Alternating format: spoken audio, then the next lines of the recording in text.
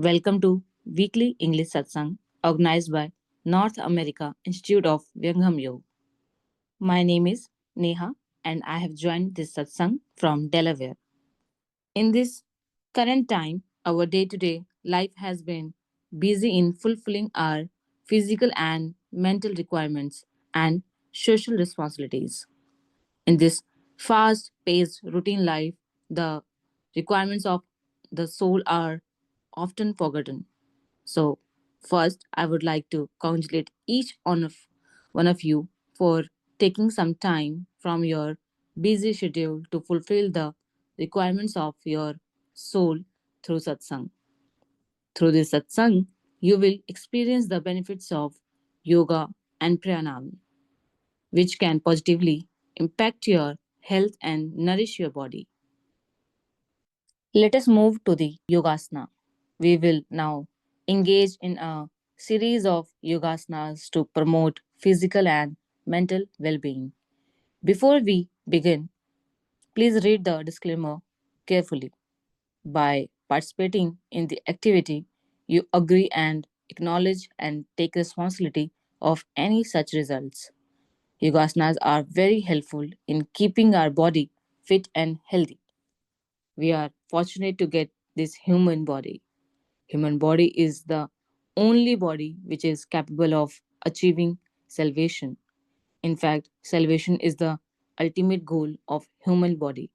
Vyangham Yoga provides the knowledge and guidance of Sadguru that helps us achieve this goal.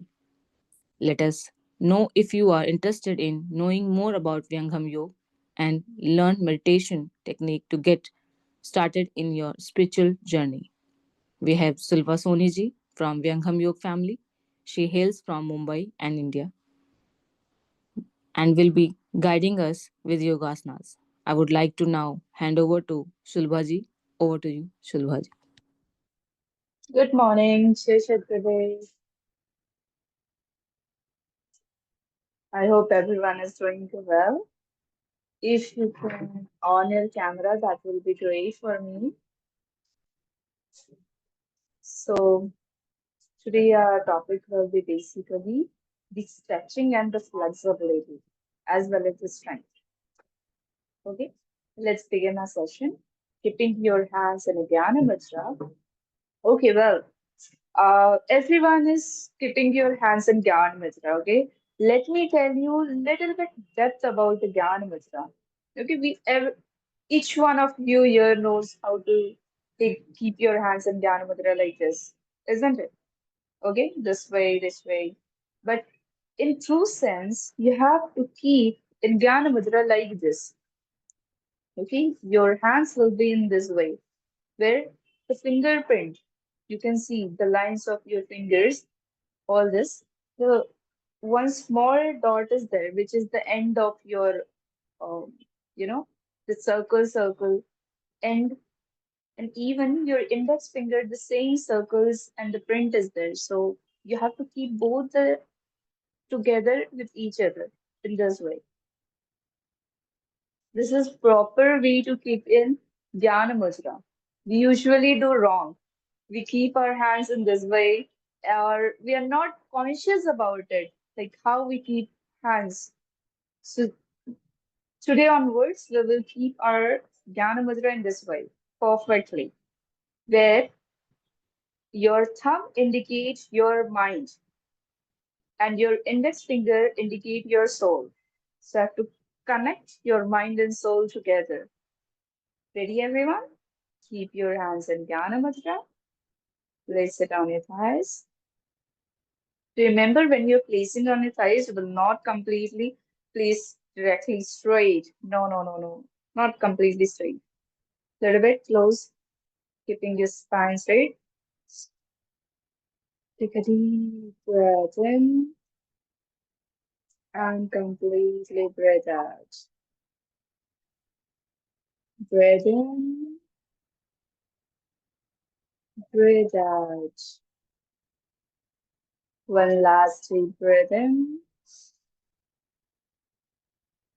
and completely breathe out. Start chanting Om. Focus on each and every breath and the vibration which you're gonna create. Om.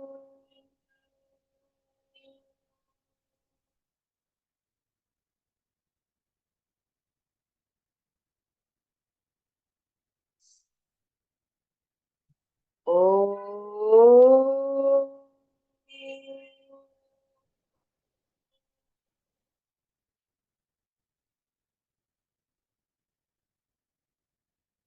Deep breath in. Om.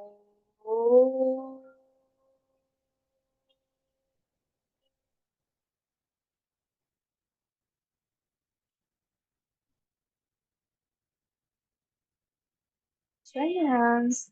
Close your eyes. Let's begin with the breath. Om.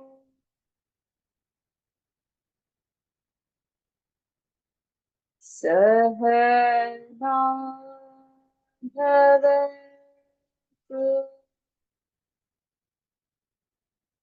Sahano bhunatu. सह वीर्यं कर्वावहे तेजस्विनावधीतमस्तु मा विद्विषावहे ॐ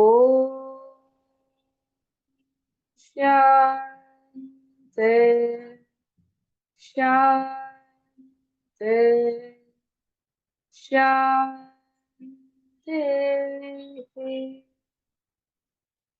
Start dropping your palms together, make it calm,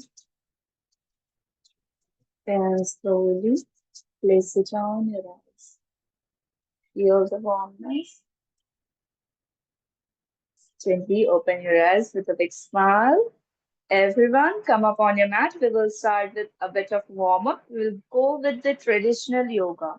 Okay, whenever we do traditional yoga, there is no exercise or the actually Surya Namaskar, what we do sun salutation, that is only called as a warm up if you go into a traditional yoga.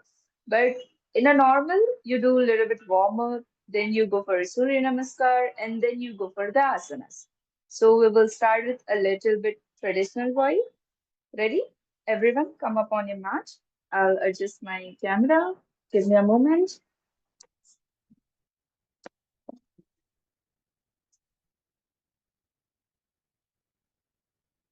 Okay, here we go.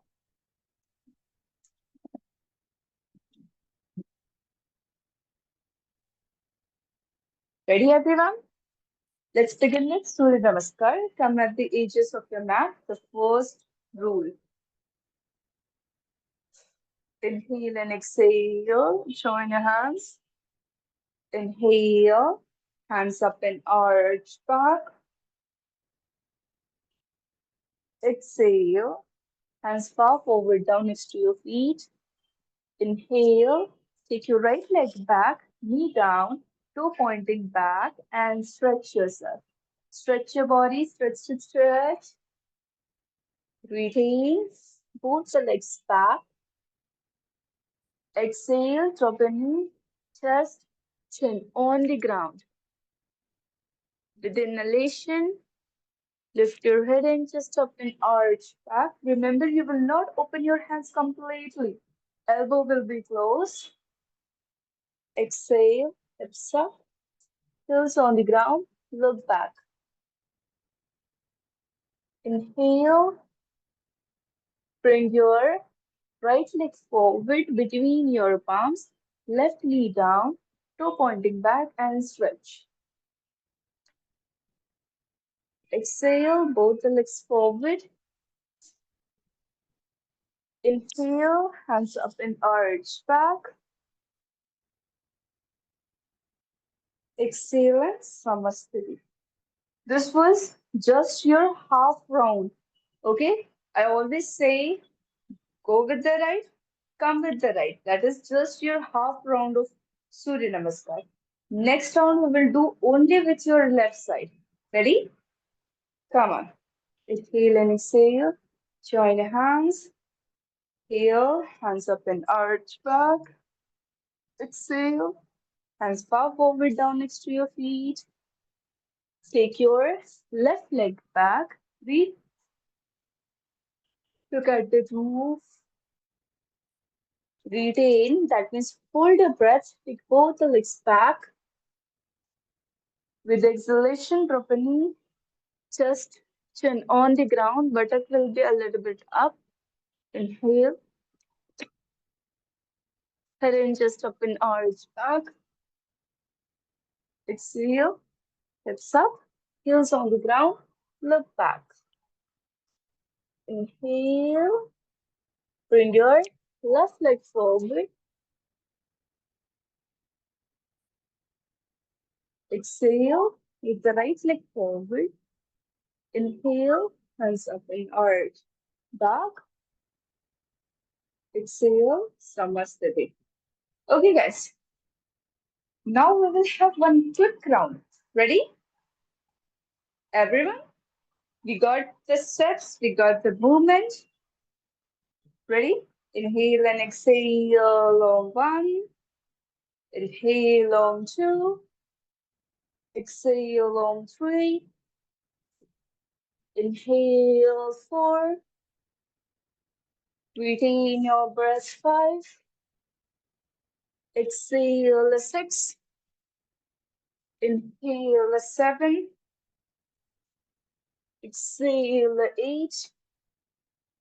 Inhale right leg forward nine. Exhale 10. Inhale 11. 12 and Samasthiti. Inhale and exhale 1. Inhale 2. Exhale 3. Left side, okay? Om 4. Both legs 5. Om 6. Om 7. Om 8. Left leg forward. Om 9. Om 10. Om 11. 12 and Samasthiti. Okay, well done, guys. Now, everyone, come on your mat. Sit in Siddhasana. Or wait, you can sit in Padmasana. Okay? Once you sit in Padmasana, we'll do stretchings, okay? Of your side as well as of your legs. Lift your right hand up. Keep it on your left knee. Left hand holding your big toes. Try to hold your big toes here and twist your body. Twist or stretch your body. Stretch, look toward your other side and be here. And with your right hand, you will try to keep on putting pressure. Do not let your legs to come up, as well as a gentle smile on your face. Because if you will not smile, you will feel like you're doing something very big and tough. Just keep a gentle smile and your breath will be completely normal. Om 5, Om 4, Om 3, Om 2, Om 1. Relax your hands, left hand, then your right hand. Okay. Now we will do the same thing with your other side. Ready? Taking your right hand back, holding your big toes, and twist your body. Put pressure, twist your body. If you cannot hold, okay, guys, if you cannot try, you can just try to hold your big toes. If you cannot, not a problem.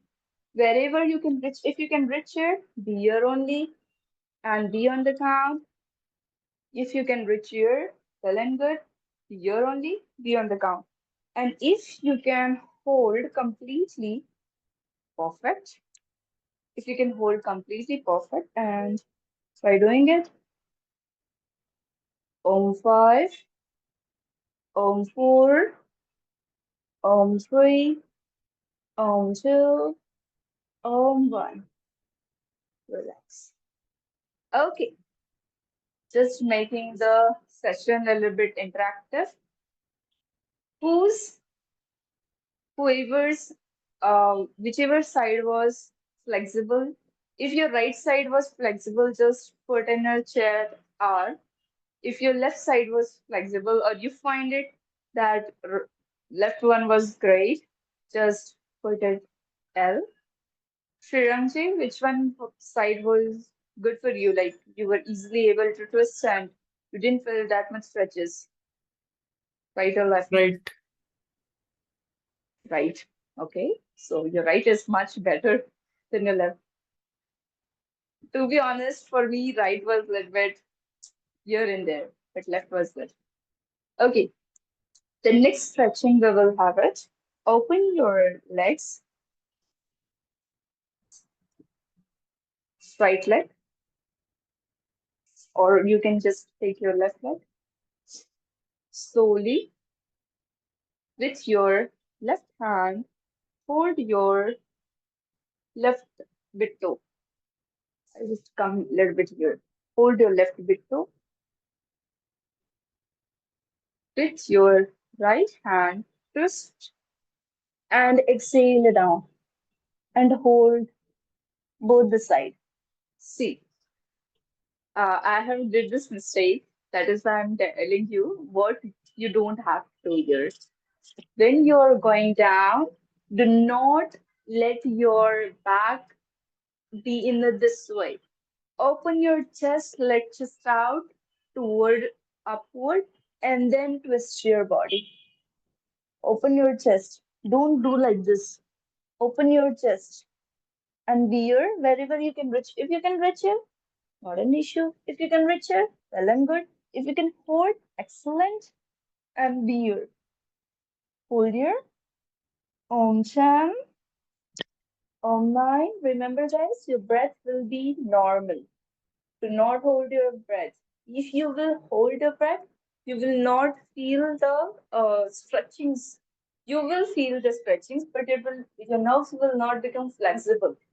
What I wanted to make that will not happen if you hold your breath. So just let the breath be very, very normal. 5, Om 4, Om 3, Om 2, Om 1. Inhale and slowly release. How many of you found it hard? Obviously, it was a little bit. Okay, side change. Open your right leg, keeping your legs open totally. Hold your right. Slowly take your left hand, touching to your ears. Exhale and hold. Open your chest. Very good. Om Chan. Remember when you're doing it, your knee should not come up. Knee should be on the ground. 9, 8, 7, 6, 5, Om 4, Om 3, Om 2, Om 1. Inhale and relax. This was your side stretching. You might have felt over a little bit of your abdomen. Also, your abdomen was getting pushed, your side muscles, your this portion was stretched. Now we will do for your legs. Paschimuktasana. Let's spread your legs. Remember, you will keep your big toes not this way. You'll keep it outward. Okay? Big toes outward. Slowly inhale, hands up. And with exhalation, try to touch your big toes. If you hold at it, well and good. If you can reach here, not an issue. And bend slowly, slowly, and try to touch your nose to the knee. But remember, when you're doing touching your nose to the knee, do not try to just touch your knees. It won't work because what we need a stretchings. We need a perfection in the posture. This will not give a perfection in a posture. For that, you have to first bring your stomach forward. Okay? Then your chest touching to your thighs. So first chest. Okay? Once your chest touched, now you have to touch your nose to the knee. Here, you are not only doing the stretchings, you're reducing your stomach, you're strengthening up your chest, you're opening your nerves over your legs, strengthening up whole thing, not just touching your nose to the knee. This is the perfect posture. A lot of people do that, just touching your nose to the knee. Yeah, we did it. No, guys, you didn't do it. You have to first go with the each and every step, step by step, and hold it. Om 5, Om 4, Om 3, Om 2, Om 1. While coming slowly, inhale up and relax. Okay, next one. We did this one. I do like this only. Vakrasana. Taking your right leg, place it over your thighs, just beside your thighs, keeping your okay. Which leg you have spread? I have spread my left leg, so I will lift my left hand up, making your spine straight. Okay, I will show you from this side. That will be great.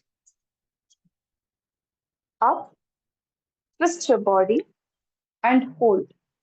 Hold the big toes. Hold your wherever you can reach. If you cannot, not an issue. You can hold wherever you reach. If you can hold completely, try to hold and twist your body. Twist your body, look toward the other side, and a gentle smile. Om 5, Om 4, Om 3, Om 2, Om 1. Inhale and relax. With the other side, side will be changed. This will help you to stretch. Inhale, lift your opposite hand, twist your body, hold wherever you can reach. Remember, your big toe should not come up. Everything will be on the down. Your toe will be not pointing inward. It should be outward. Outward. Hold it. Twist your body. Don't keep your spine like this. Make it straight and look toward the other side. Om 10. Om 9. A gentle smile. Om 8. Om 7. Om 6. Normal breath. Om 5. Om 4. Om 3. Om 2. Om 1.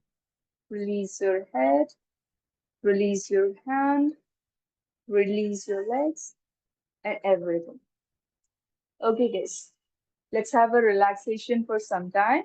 Just lay down on your back. We'll do Savasana for 2 minutes because today we did a warm up. We went with a good flow. So we will have a Savasana, legs apart. Hands apart, palm facing upward, eyes will be closed, hands free, shoulder free, and relax yourself.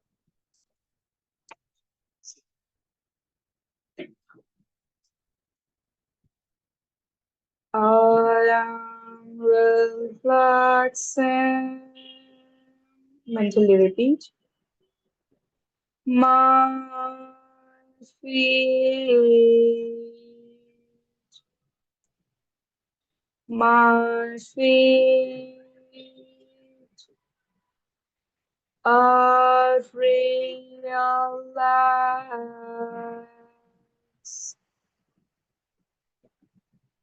I am relaxing my ankle, the toes, and thighs. Observe that particular part and remove all the stretch, tension through that part, through that muscles. My ankle,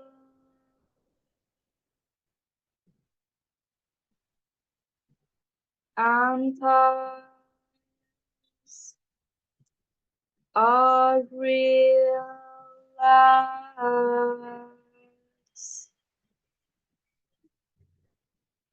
I am relaxing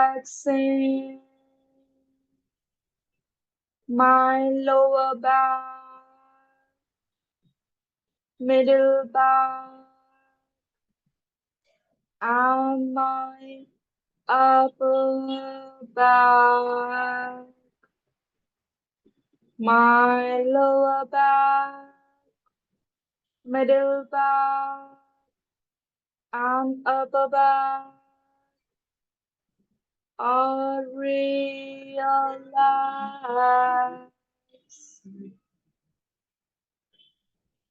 Relax, relax, and just relax.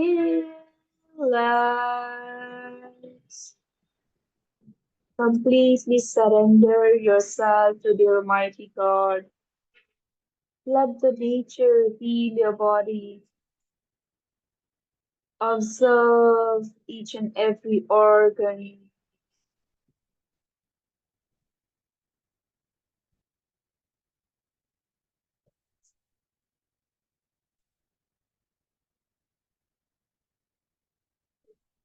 Feel for one two breath. You don't have any tension. Let all the unnecessary thought left behind. You're the most happiest person in this world. No one is more happier than you. Remove all the tension from your body as well as from your mind.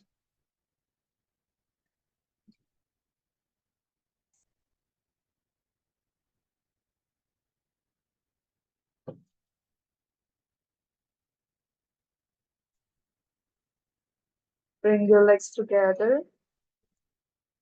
Inhale, take both the hands over your head. Interlock. You will just interlock like this and stretch yourself. Stretch, stretch, stretch, top to bottom, and release. Once again, inhale, interlock, stretch your body, stretch, stretch, stretch, and release. Remember, you're gonna turn your body toward right side. Turn your body toward right side. Take one two deep breaths and slowly, with the help of your palms, get up to the sit.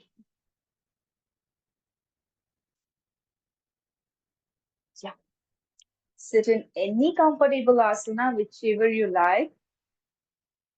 I prefer sitting in Siddhasana. You can sit in any asana, whichever you like. Okay, let's start chanting. As I told you, I have to keep your hands in Jnana Mudra. Place it on your thighs. Take a deep breath in and start chanting Om. Om.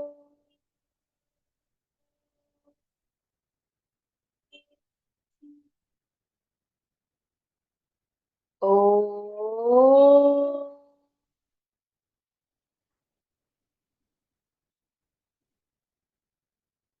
Om.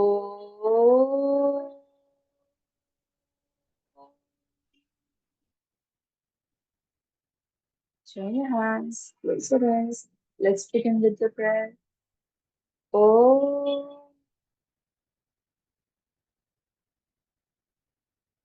कर्मण्येवाधिकारस्ते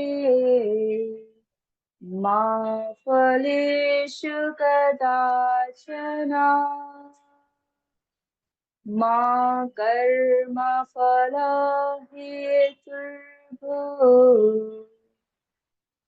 मा ते संगस्त्वकर्मणि. Everyone together. Om Shanti Shanti Shanti.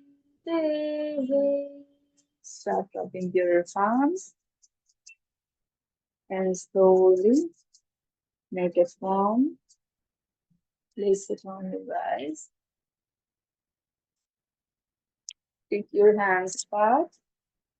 Exhale it down. Pray to the Almighty God, to Mother Nature. Thanks to everyone, parents, Guru, people around you. Give greeting to each and everyone. Inhale up. Thank you, everyone. Have a wonderful week ahead. And don't forget to practice. Do a little bit, but be in continuous. Okay?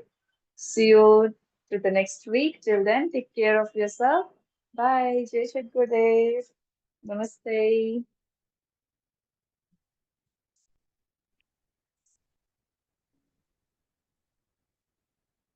Thank you, Sulubhaji, for guiding us through the yogasanas. Such simple postures can make a big differences in our well-being. Thank you again for guidance. You can reach out on the number shown at the bottom of the screen to register for group yoga classes. We now move to the next phase of today's satsang to recognize warriors of the week. We all know that the best time to meditate is Brahma between 3 a.m. to 5 a.m. But most of us are unable to take this advantage of this time. The encourage all of us, Navy has started a WhatsApp group called Brahma Warriors. Goal for participants is to practice Brahmorat meditation on their own and report status on the group by sending done as a message on the group. There is no session to join. If you are interested to in joining the group, please let us know and we will send you the link. It's time to congratulate words of the week who have meditated in Brahmorat every single day of the week. Suryalam Rajuji, Radhaji, Yogesh Sirsagarji, Prachi Sirsagar ji, Vijay Kumar ji, Anjali Kumar ji, Subhash ji, Niranjan Kumar ji, Atlanta. Inductees of the week are those disciples who have meditated for at least one day of the week. Inductees of this week are Amit Talekar ji, Bhagwati Patel ji, Maya Verma ji, Shri Rang ji, Anu Kumar ji, Shri Ma Singh ji, Saroj Gupta ji, Lalmani ji, Rashmi ji, Ranjani ji, Utkarsh ji, Mukesh Kumar ji, Ravi Shankar ji, Tanuja ji, Sudhanshu Kumar ji, Ajay मोजार ji. Thank you to Navy for such a great initiative and warriors and inductees of the week to encourage all of us. It is inspiring to see that the list growing day by day. We started with two or three people and have raised to the 20 plus. That is very encouraging. We now transition to the next phase of Satsang, Vihangam Yoga Fundamentals. This is a classroom style interactive session that will help us deepen our understanding and confidence in sharing the profound teaching of Vihangam Yoga. By joining us in full strength on Sunday Satsang, we can collectively build a stronger and more confident Navy Samaj. Let's come together with open hearts and mind to learn, grow, and inspire each other. Our instructor for the day is Yogesh Sirsagarji, who joined the session from North Carolina. Yogesh ji is a sincere disciple of Sadgurudeo and he is an inspiration for all of us.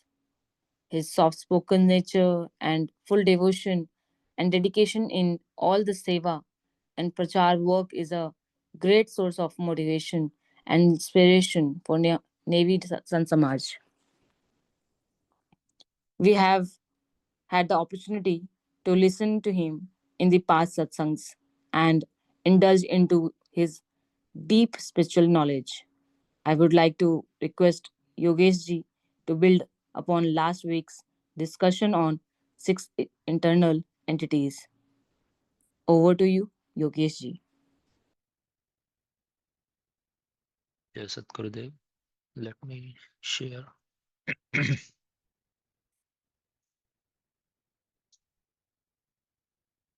All right. Before I begin discussing today's topic, I would like to offer my prayers at the holy feet of Lord Sadgurudeo.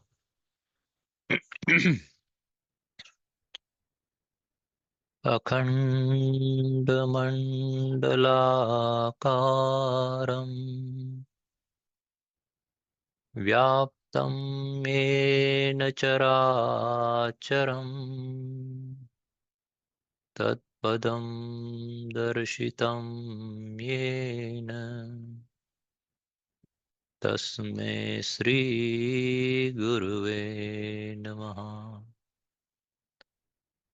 मायालोकछुडायकर चेतनलोकनिवास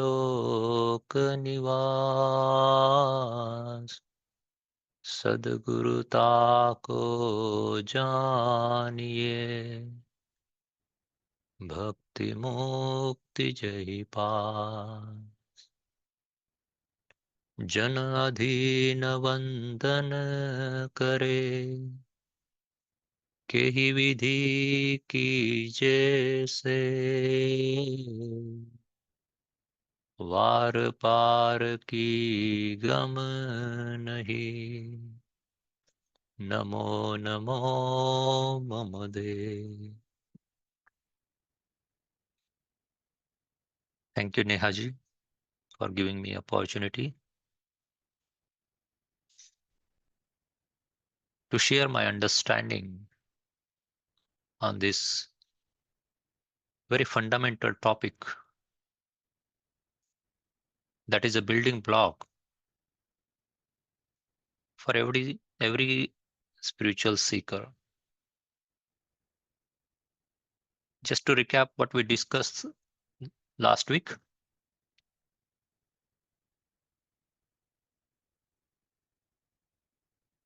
So what is eternal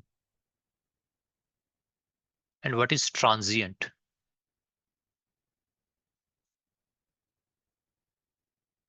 The difference between eternal and transient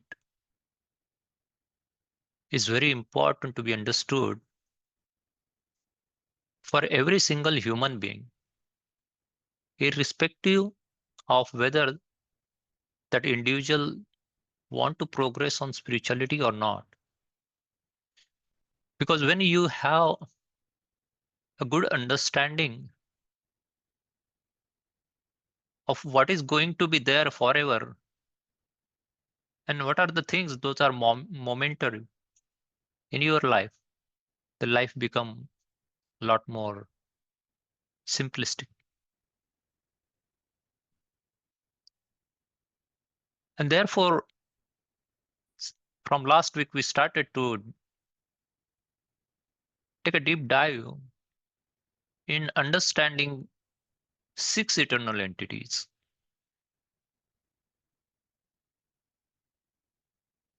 If you remember,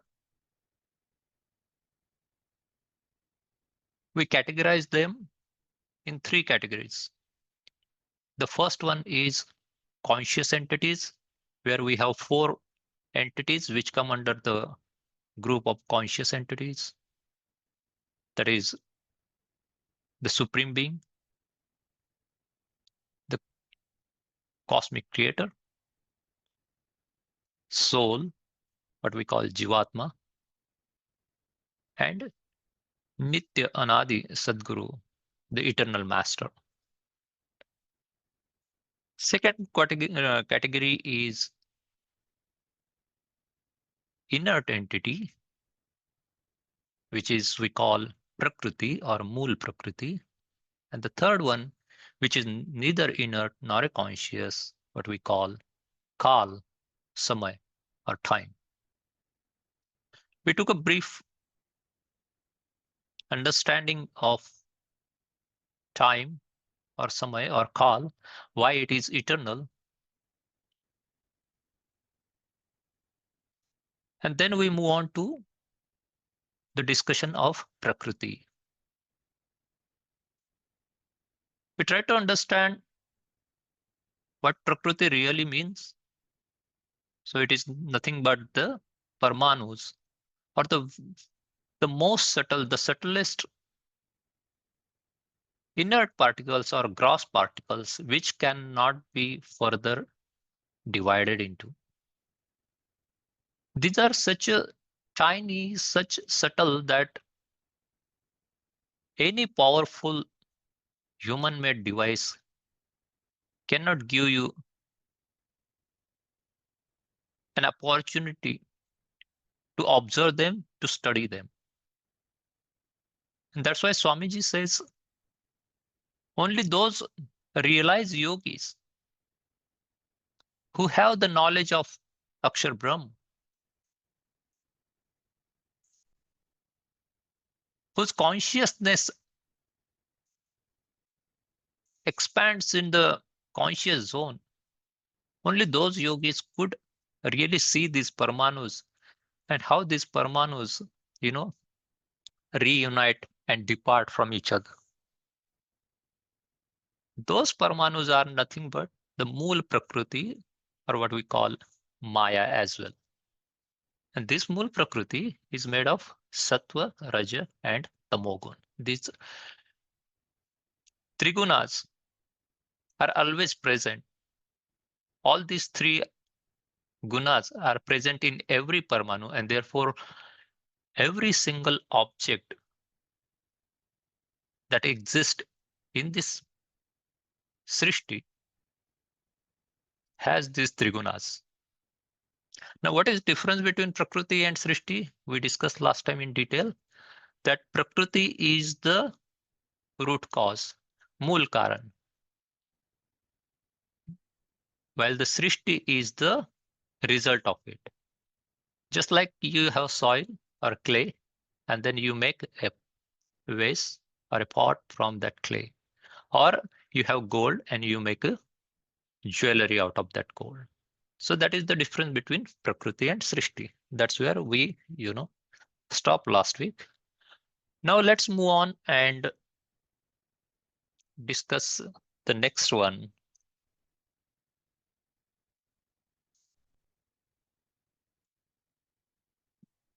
So how Srishti is created?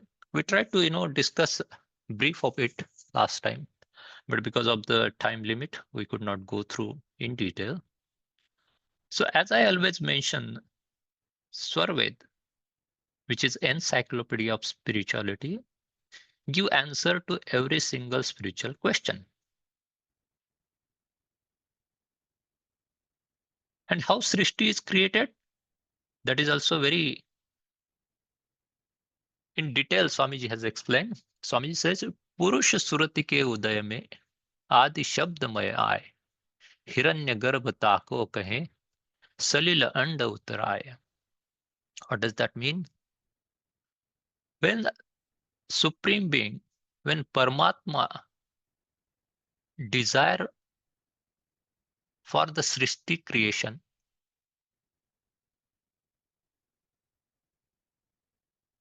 Akshar Brahma appears out of the Paramatma. Akshar Brahma appears in the 1/4 region where you have Mool Prakriti, where you have, bunch of Parmanus, and it appear in the form of light and a sound. And we all know, we are students of science, so we all know wherever there is a sound, there is a vibration. So when the sound of Akshar Brahma appears, the Parmanus start vibrating. And due to this vibration, they start reuniting. That is what Swamiji says in the next Doha. परमाणु के योग से महामंडल आकाश अक्षर कंप से होता है सृष्टि सकल अवकाश. Means when these परमाणु start reuniting, जब परमाणुओं का योग होने लगता है, then the 5 building blocks of Srishti start getting created. Begins with Akash, or the space. And this all happens because of the vibration of Akshar Brahma, which is a conscious entity. Last time we talked about this, that Mool Prakriti is Jad. It is inert, it is gross. And therefore, just like a soil cannot turn itself into a pot or vase, or a gold cannot turn itself into a ornament. Similarly, even though there are Parmanus, they cannot perform creating various objects or various fundamental blocks. They need to have a conscious entity. They need to have somebody who is conscious, and that conscious entity can make that happen. That's why in our previous slide we saw that the hands of a pot maker are required to create a pot from the soil. Similarly, the conscious entity called Akshar Brahma, or the cosmic creator, need to be there for this Parmanu to come together and form various fundamental objects. So if we want to understand the sequence of creation, here it is. So let's understand from a point when there is no Srishti, that means it is the state of Pralaya. Everything is turned back into Parmanu. There is absolutely no Srishti left. There is absolutely no fundamental block is left. Everything is turned into mere Parmanus. And all these Parmanus are quiet, and they remain in complete equilibrium state.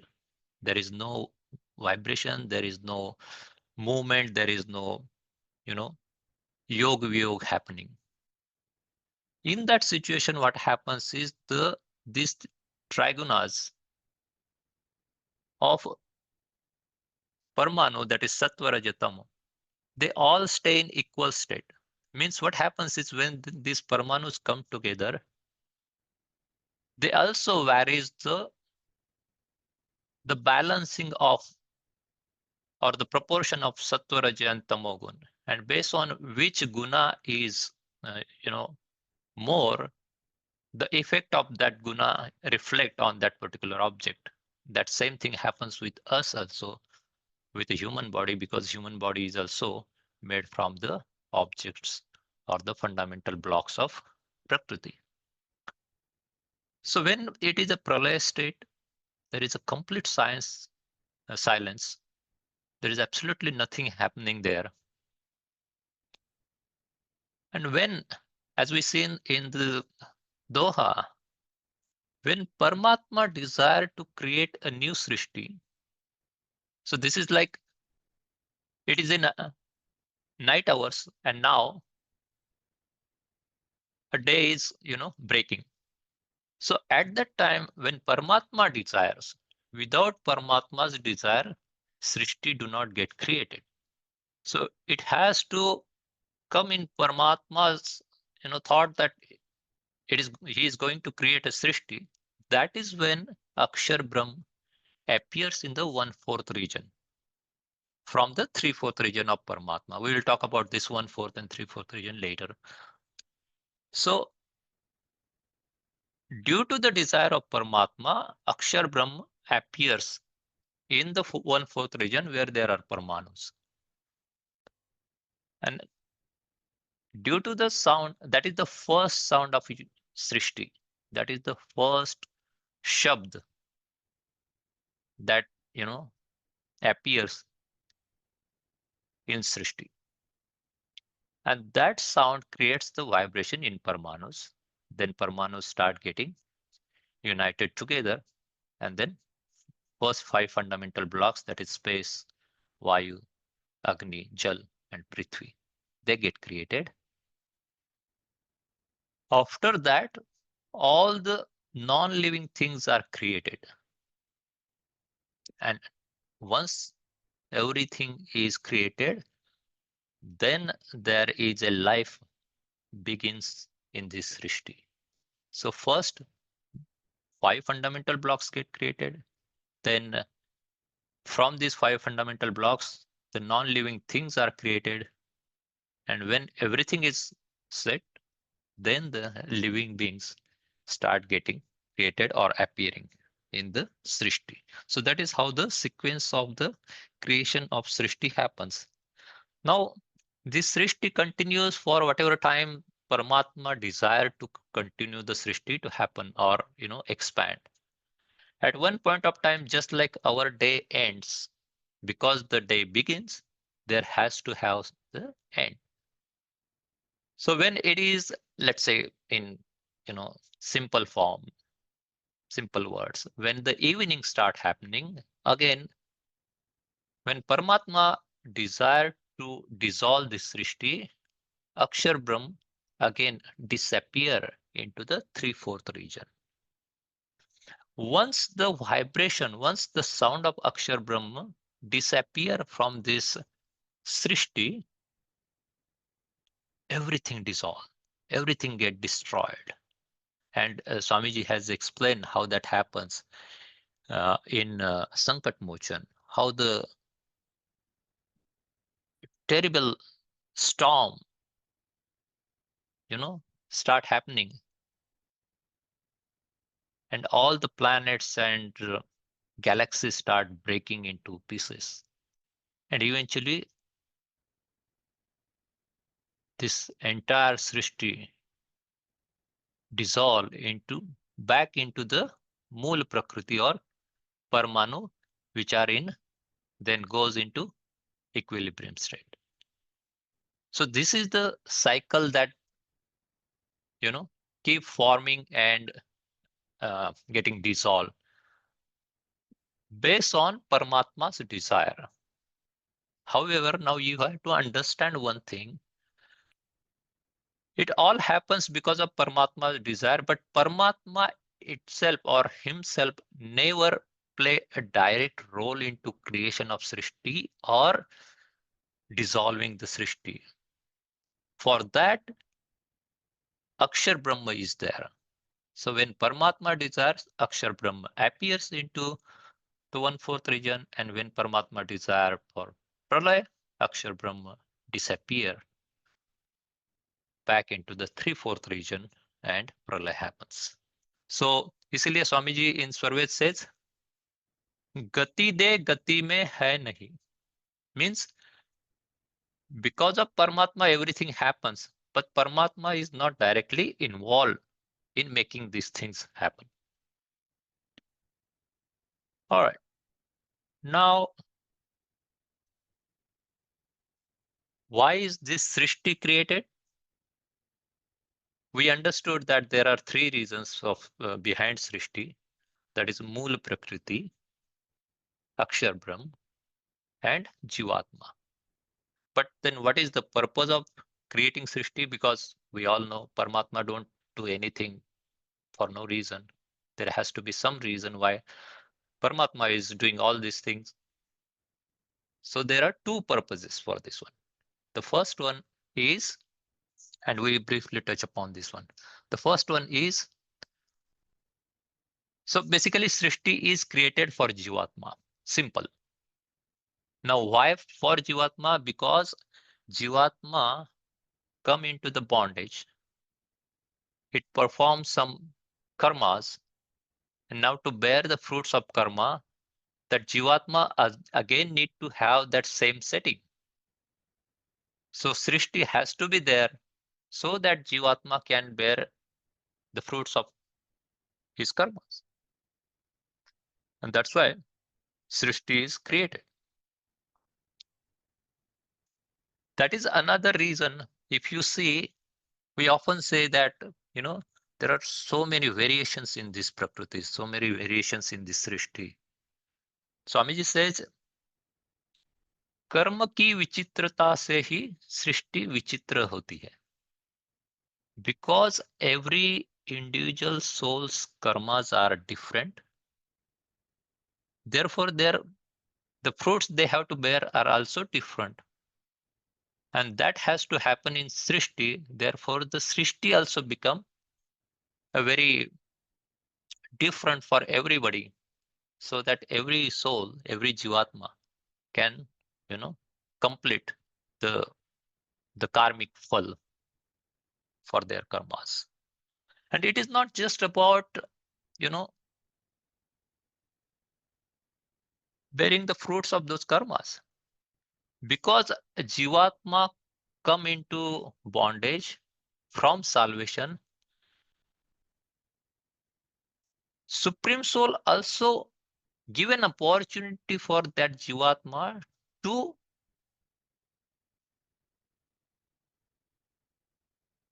do the Purusharth, so that it just not remain in bondage forever, but rather go ahead and progress on the spiritual path and achieve the salvation. So the second purpose of Srishti creation is the spiritual upliftment of Jivatma. So this Srishti is for you and me. This Srishti is for every living being. And the whole purpose of having Srishti is for us to break the bondage of this Prakriti and go back to our real home, our Nijadesh, the Amar Dham, the Mukti Dham. That is the sole purpose of Srishti creation.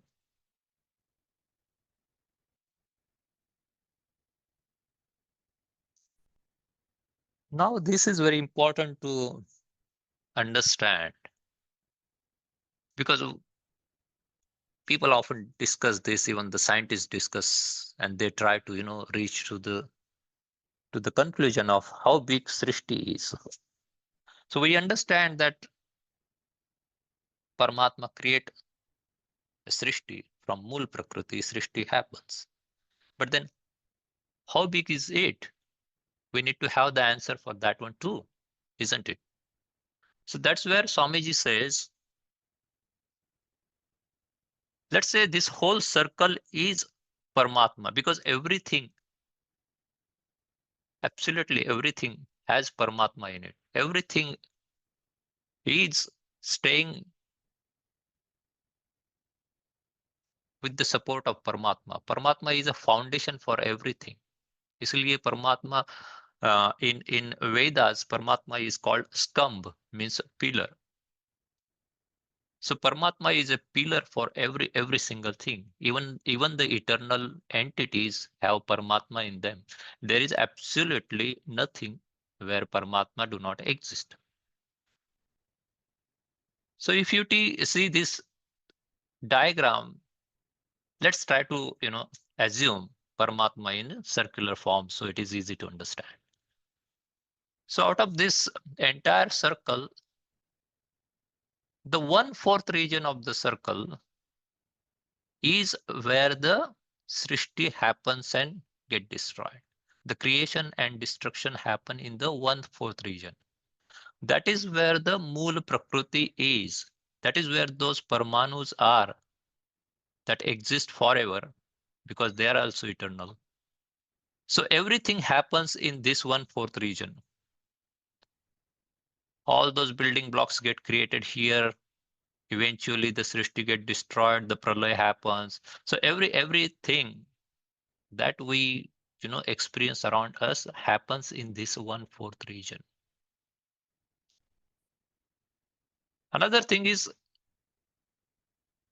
there is not just one universe, and even modern science or the modern scientists are bringing theories that there may be multiverses. So there are Swamiji in one of the book, the the Gita Bhashya, Vartman Acharya Shri, he mentioned that there are several lokantar. So that is a different discussion, but nevertheless, this 1/4 region is a place where the Srishti happens.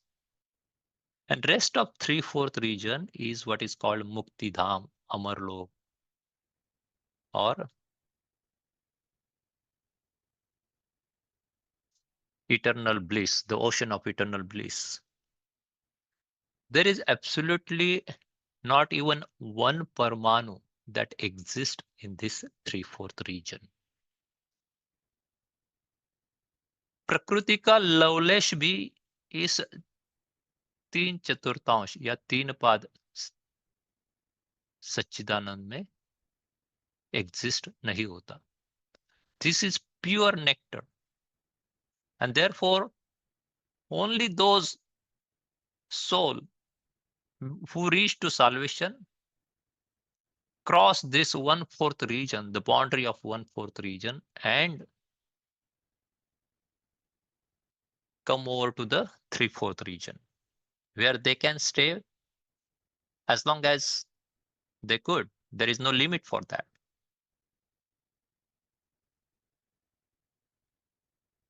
So see, this, through the spirituality, you could get answer to every single thing.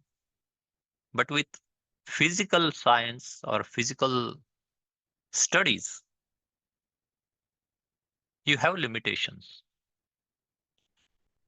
Why? Because now in this particular case, because Paramatma, we always call it Anant, Aparisim. There is no boundary, there is no limit of a Paramatma. And therefore, the 1/4 region of Paramatma is also infinite. So whatever powerful telescopes we may have, and this particular picture that I have got here is, they call it as the how much you could see through the, this is the visible universe, the picture of visible universe, basically. But that is not complete. It is just how much we have capability to observe. Because after all, 1/4 of the infinite is also infinite. So Sarvet talk about this, Swamiji says, एक पाद में सृष्टि है शुद्ध सुधा तीन पाद, सृष्टि मसाला एक में तीन मुक्ति परवाद. So everything happens in this 1/4 region, and there is complete bliss in rest of the 3/4 region.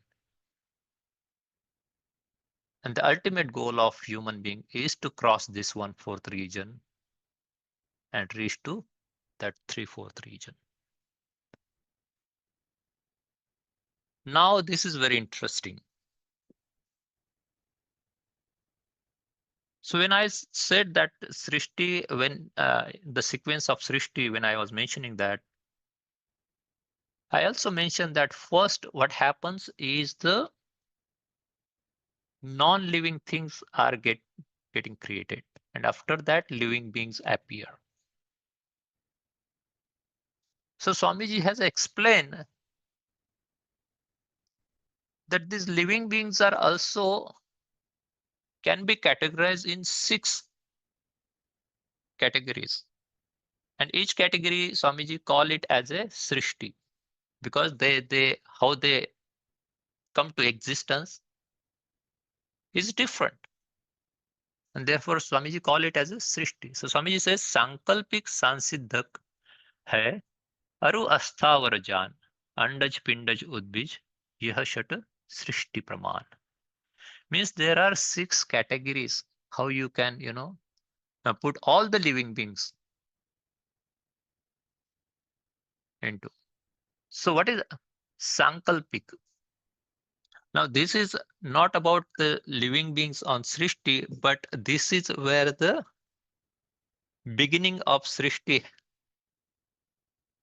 starts. परमात्मा के संकल्प से सृष्टि का निर्माण होता है.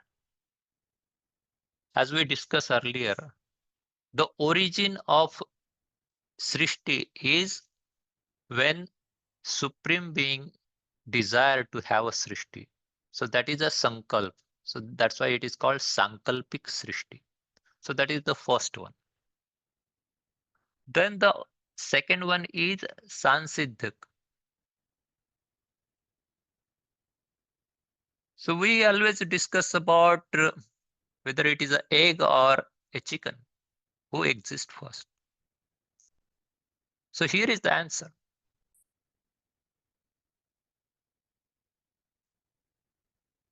Those Amar yogis, those who are Sahaj yogi, those who are in salvation, they can appear in human form as and when they desire. They take the human body as per their wish. That's why it is called Sansiddhik.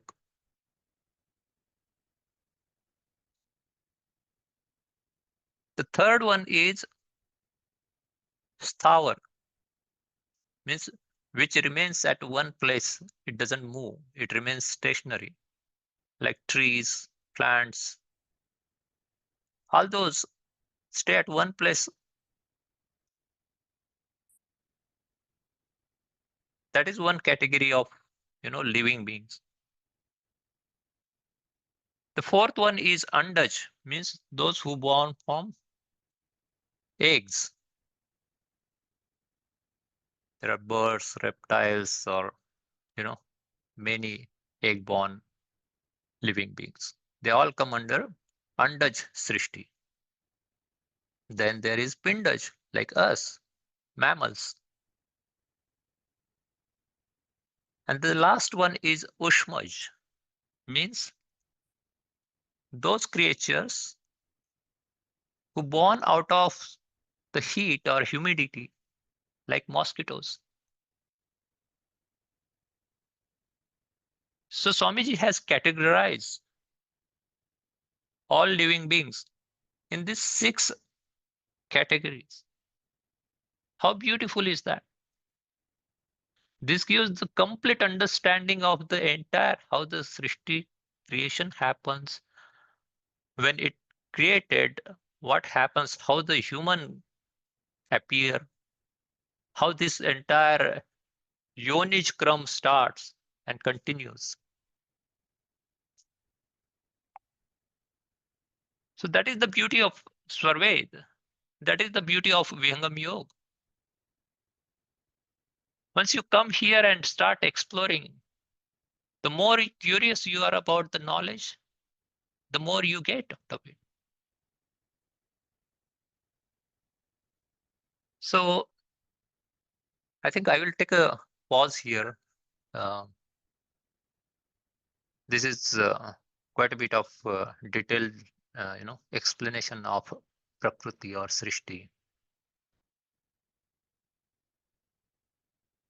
One thing I missed to mention, and that is,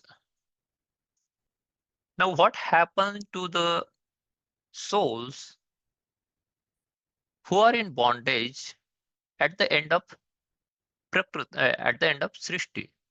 Means when the pralay is happening or during the pralay time, what happened to all those souls those are in bondage? Now about that, Swamiji says, one thing is clear, those souls only can cross 1/4 boundary or 1/4 region who reach to the salvation. No other soul which is impure, which is not reached to the salvation, cannot cross 1/4 region, no matter whether the Srishti is there or Pralay. So what happens in state of Pralay? Because in Pralay there is absolutely nothing. So what happened to all those souls? So Swamiji says in that situation during Pralay, all these souls remain in Karan Deha or in dormant state or unconscious state. So they remain in 1/4 region. They do not have permission to go to the 3/4 region. And that 1/4 region is also do not become the ocean of bliss, part of ocean of bliss. That 1/4 region during Pralay as well, it remains as it is. And as long as the soul has,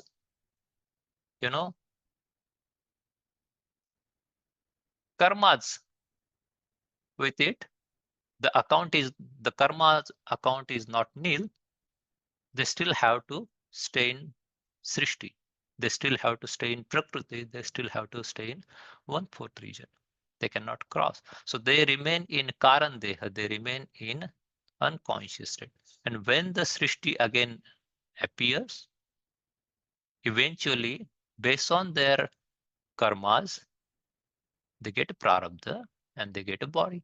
And then again, the sequence of their life and death cycle continues. So this is all about Prakriti. I guess I will, stop here for today. And if people have, uh, any thoughts, any questions, we can discuss. And if I have missed anything, this is all based on my understanding. There is a lot to, talk about. Very, it's very deep subject, very vast. So it is very much possible that I might have missed or, said something that is not completely right. So if that is the case, please, come forward and share the right understanding. Thank you. Jai Sadgurudeo.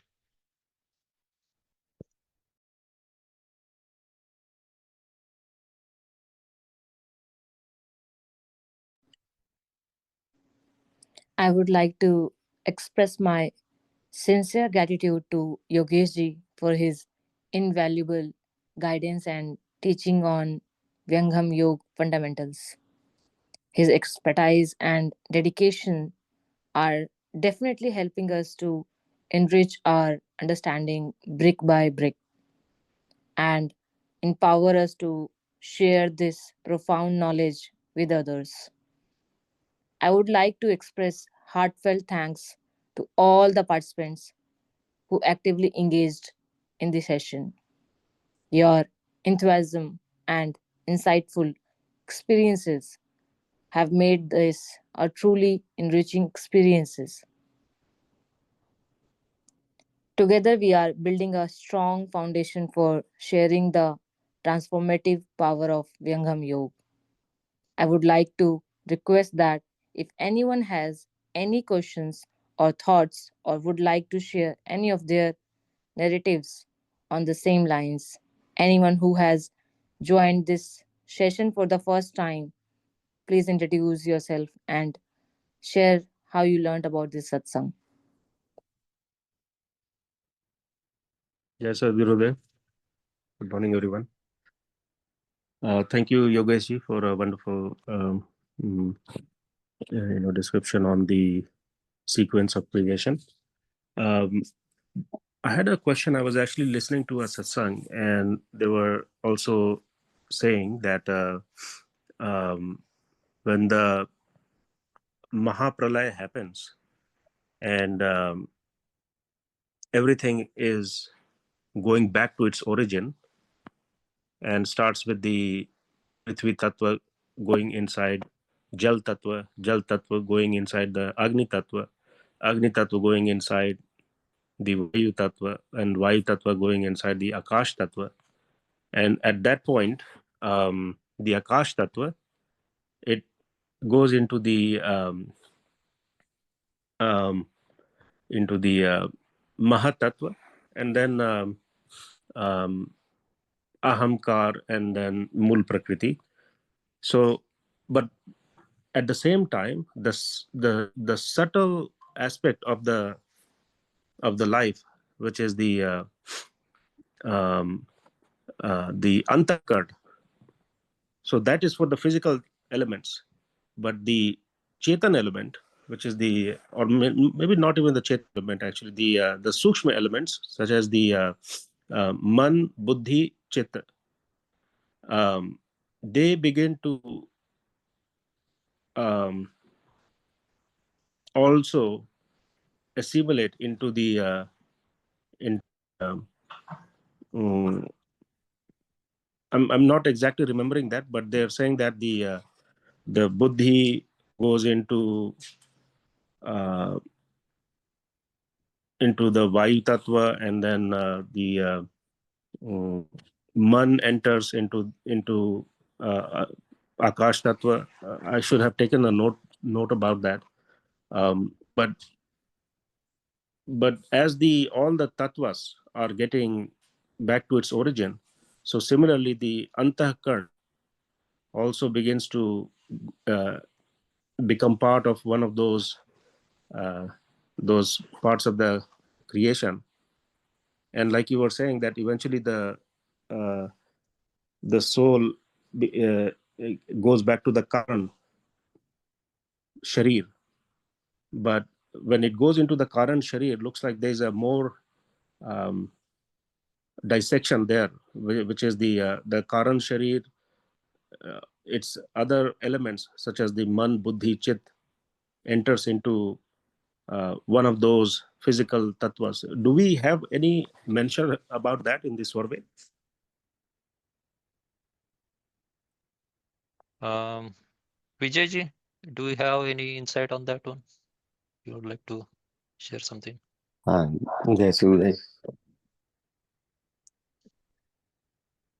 The four inner organs, Man, Buddhi, Chit, Ahankar, in that except Man, the Buddhi, Chit, Ahankar, these are made of Panchabhuta.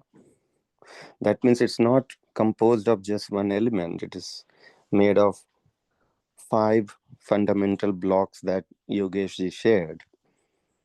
And so that also disintegrate into those 5 fundamental blocks. It doesn't just disintegrate into one block, but because it's made of 5 blocks, so they also, just like our body disintegrates into these 5 fundamental blocks, the Buddhi, Chit, Ahankar also disintegrates into 5 blocks. And where does the Man goes? Man originates from the realm of Akshar Brahm, from the Parmanu Mandal. So this this actually goes back into Akshar Brahm. So, and when we are talking about the state of pralaya, where are the karma, all the karmas of all individual souls, where are the karma then accounted at? So this is where we understand the skambh, what the skambh means. So all these karmas are there in the conscious base of Almighty. And that's why it is Almighty who alone knows that which soul has to be put into which body when creation happens. Because only He has the account of the karma of every individual soul. And that is where the first Srishti, the first appearances of all the living beings, the types of living beings that we see around, the first body is created by the Almighty just by His mere wish. That's what is called the Sankalpik. So Sankalpik, actually the real term, we maybe it will be misinterpreted if we write here imaginary or thought based or conceptual. Rather, we should rephrase it and say sankalpik means by the mere sankalp, by the mere wish of Almighty, the body appears. So when body appears, meaning what? By the wish of Almighty, the elements form together, the reactions happens in that order to create the body. So the body is created in such a rapid speed just by the wish of Almighty. So in fact, there's no puzzle that first chicken or the egg. Actually, first the chicken came. It's not a puzzle actually in spiritual world. First the body comes, and body comes with the mere pledge of Almighty. So I just wanted to clarify that too. Yeah. Yes.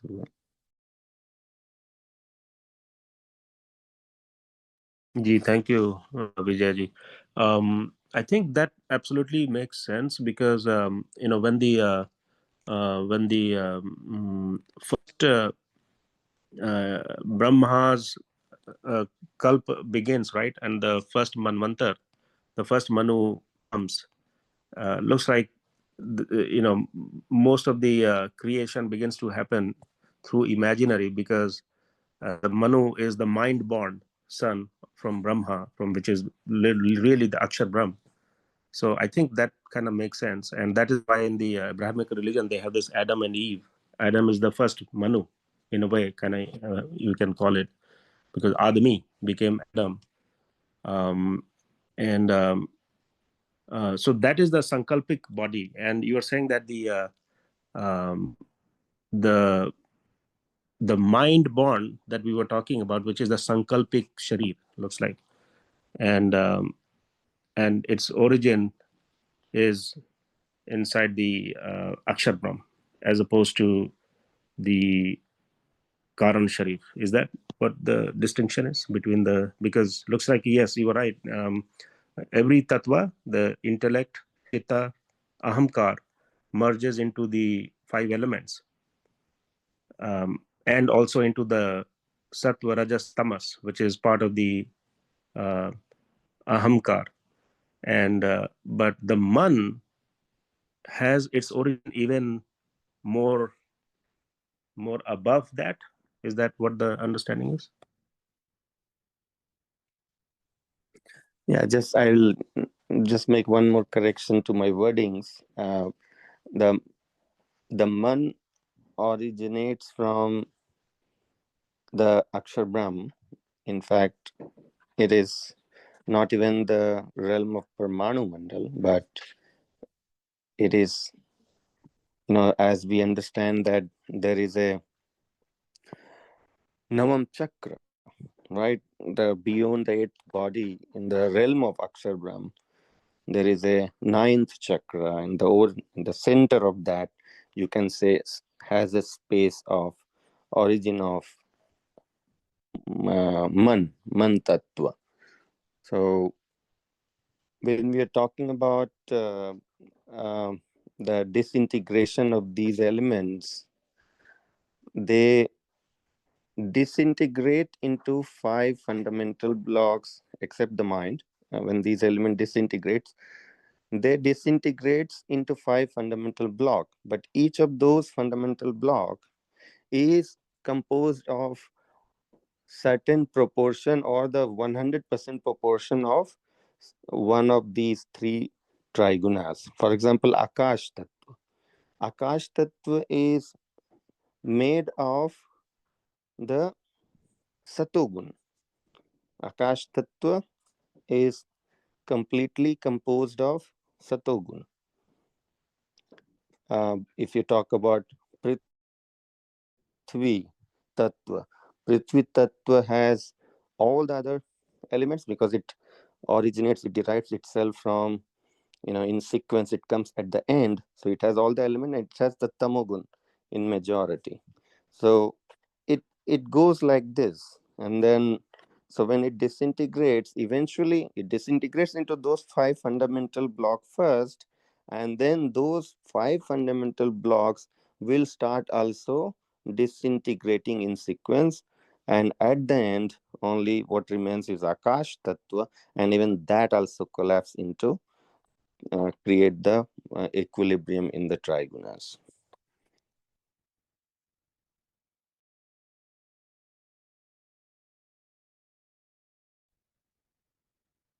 Ji, ji, thank you for the explanation. Yeah, that yeah, and these the creation sequence that Yogesh ji just talked about. So the sankalpic, is that same as when the creation begins to happen and the disintegration begins? Then the first is the um, Yeah, to yeah, to add comment on to what you said about Adam, Eve, and Manu and all that, uh, there is a misconception little bit in that area, which was clarified by the realized Brahma Rishi like Sadguru Sudafal Devji Maharaj. In fact, when we read Vedas, Upanishads, they also, we will come to know that when the Srishti happens, it is not just one human being, male and one female is created. It doesn't happen like that. When Srishti happens, then there are multiple human beings created together. It is not just one. Similarly, the species, the other types of species, it's not just one body. Just think like this. There are so many souls, infinite number of souls hanging in their unconscious state, waiting for the body to be created again based on their karma. So, whatever karma they had, residual karma they had from the previous creation, the souls are hanging and waiting for the body. So, when the creation happens, eventually that many body has to be created for them to assume the body again. So it is not just one human being, I mean, one body of male and female are created, and everybody then begin from that. It doesn't happen like that, but there are many bodies created in every incarnation, in every living beings.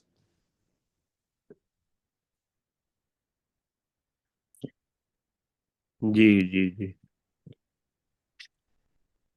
But the sequence goes with the sankalpic body, and then Yes, the sequence goes first is sankalpic. So when we ji, say sankalpic also here does not mean that that body is different from the body which comes from, let's say, andaj or pindaj. Anything which is born of egg, that body, the way that body is composed of the five elements, the similar composition of the body just appears by the wish of Almighty. So the fundamental ingredient of the body will still remain same, whether it is through Sansiddhik or through one of its the creational process. So the creational process that are listed after Sansiddhik, sorry, after Sankalpik. After Sankalpik, whatever creational process are mentioned, those are just to, create the next level, next generation of the Sankalpic bodies. So Sankalpic bodies are the first and foremost generation. That is Sankalpic body. And after Sankalpic body, then it follows the creational mechanism. Somebody comes through Andaj, somebody comes through Pindaj, and then Ushmaj and all that. So And the sun Siddhak, like what? How is Sansiddhik that? All? is okay. Sansiddhik is separate. Sorry, Sansiddhik is not generational body. Sansiddhik is not a lower generation of Sankalpik. Sansiddhik would be the independent formation of the body by the realized yogis. For example, even now, Sadguru Sadafal Devji Maharaj, when he left his body, he spoke from the sky. When he spoke from the sky, he showed that I am not going anywhere. I am still going to be there. And whenever I feel my disciple require my presence, I will assume my body and appear. So how does he does? He does through Sansiddhik process. Through Sansiddhik, with his own mere yoga kriya, he can create the body again and appears. And that's how he appears in front of disciple, even today.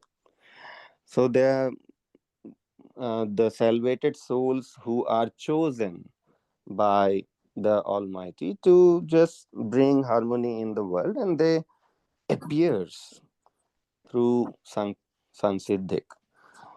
If you talk about uh, Eternal Master, the Nityanadi Sadguru, he always appears by his own wish. He is not born out of any mother's womb.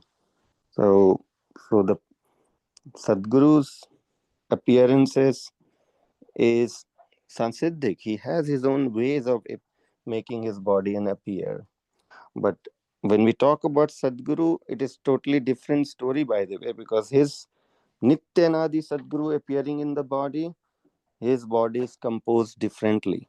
But every other sadhak, every other yogis who have salvated themselves has become Videhamukta, meaning left the body. The body is no more there. He's not Jivan Mukt. He or she is not Jivan Mukt. He's Videha Mukt, meaning left the body. The body is gone into ashes. But after that, also, such realized yogis, they have a choice if they want to do something for the or by the wish of Almighty, if they have to appear again just for some particular period, not for the entire life, then just by their mere wish, they will prepare the body and appear. That's what is Sansiddhik. By the way, Niranjanji, that was not a sequence, rather that was Yeah, it's just, not a sequence. Yeah. the list of six srishtis. Yes. Yeah, Which was the Yes. sequence, Yogeshi? yeah. This is actually the sequence. Oh, okay. Hmm. I see. Okay. Ji ji ji. Vijayji, Anuji's has asked a question that where do the souls rest after the pralay? Yeah, so in the one fourth, as Yogesh mentioned in his speech, that after all the creations, the Panchatattva also dissolved, then there is no body, but it's only the Trigunas. So the soul stays with the Trigunas in the same region of creation only. But the region of creation, which is Ekpad, one quadrant, in that region of creation, there is no creation. It is just the Parmanus in the Mool Prakriti form, in the the most fundamental atomic form, and the souls hanging on the base of supreme consciousness, on the base of Almighty. But because it is not elevated, the consciousness is still at the grosser level. It cannot comprehend anything at that point. It's like dormant state. The soul is in dormant state, not knowing anything at all, not even having consciousness, not having any experiences. It's like complete dormant state of the soul, waiting for the creation to happen. It's something like when you go into complete darkness, you cannot see anything. And the soul is also not conscious, it's unconscious. Soul is unconscious in that phase. Only when creation happens, when it first gets the consciousness, it gets the consciousness only when the sankalpic srishti happens and it assumes the body. When the body is gifted to the soul by the Almighty, then only it gets the consciousness back. Thank you, Vijayji.